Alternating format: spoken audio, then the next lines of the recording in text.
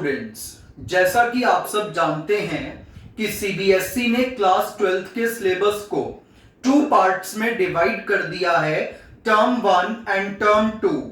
और टर्म 1 के सिलेबस के chapter number 6 class 12th biology में एक नया टॉपिक ऐड किया है और वो है राइज जीनोम प्रोजेक्ट। और ये टॉपिक अब से पहले कभी सीबीएसई में नहीं था, ये इसी साल इस टॉपिक को ऐड किया गया है। So let's discuss the topic the rise genome project.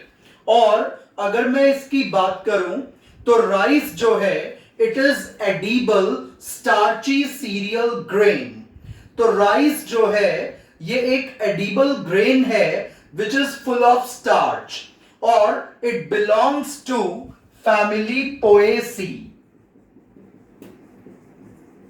तो फैमिली है इसकी पोएसी और ये आपका मेजर खैरिफ क्रॉप है which is sown in June and harvested in month of October and November. इसको हम मॉनसून क्रॉप या ऑटम क्रॉप भी कहते हैं, लेकिन यहां पर हमें ये सभी पॉइंट देने की जरूरत नहीं है। तो राइस को हम मॉनसून क्रॉप या ऑटम क्रॉप या खैरिफ क्रॉप कहते हैं और इसको जून के महीने में या मई के महीने में लगाया जाएगा और हार्वेस्ट किया जाएगा अक्टूबर नवंबर के मंथ्स में। And it requires a huge quantity of water.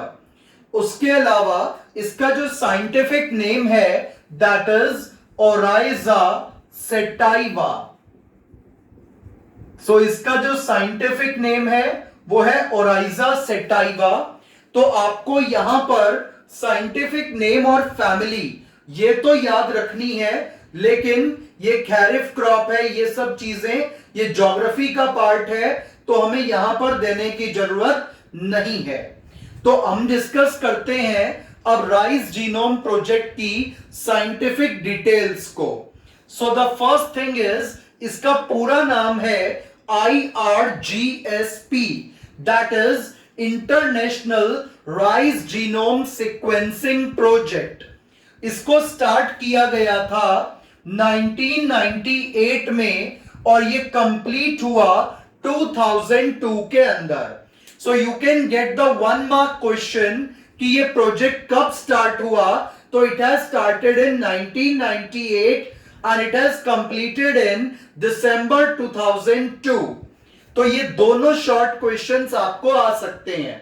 The third question which can arise from here is कि कितनी कंट्रीज ने मिलकर इस प्रोजेक्ट पर काम किया। So total 10 countries has participated in it, which includes Japan, UK, Canada, USA, China, Thailand, India, France, Korea and Taiwan. So these are 10 countries which have done this project collaboratively. Now, what are the goals of IRGSP कि इस project को आखिर किया क्यों गया। तो इसको करने के पीछे कुछ कारण थे, उसमें से नंबर 1 पर है to discover all the genes of rice plant.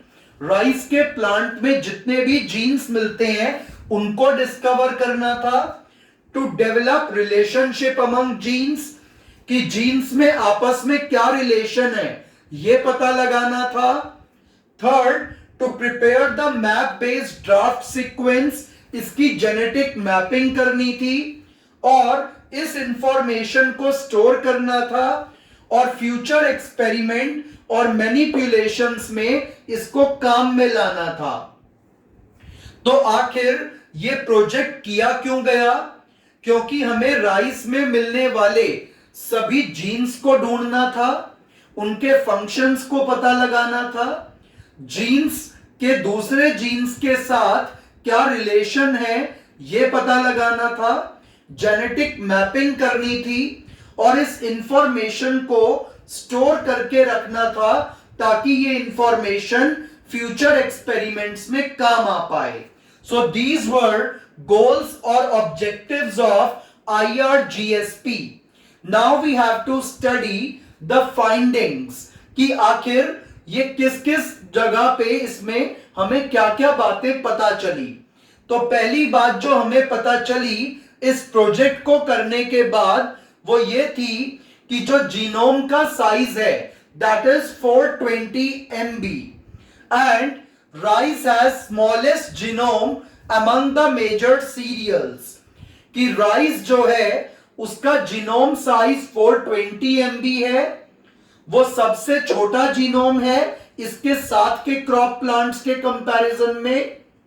Third, rice के 5 वैरायटी ग्रुप्स हैं कि राइस को के जो वैरायटीज हैं वो थाउजेंड्स में हैं, तो उसको 5 ग्रुप्स में डिवाइड किया गया है, indica, boro, basmati, tropical japonica and temperate japonica.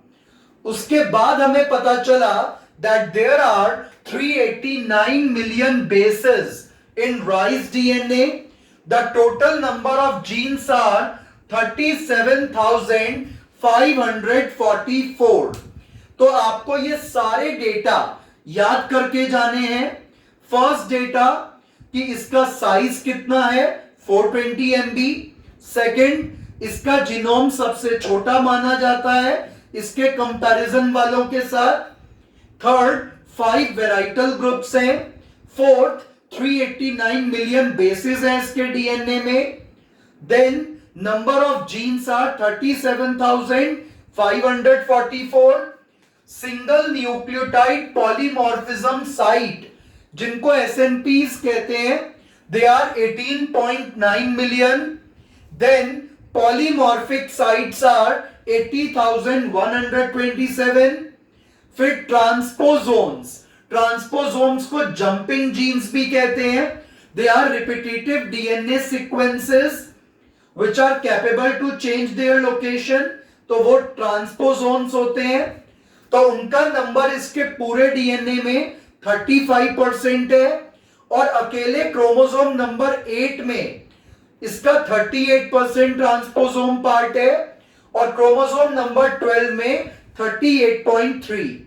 और राइस के अंदर टोटल 12 क्रोमोसोम्स देखे जाते हैं।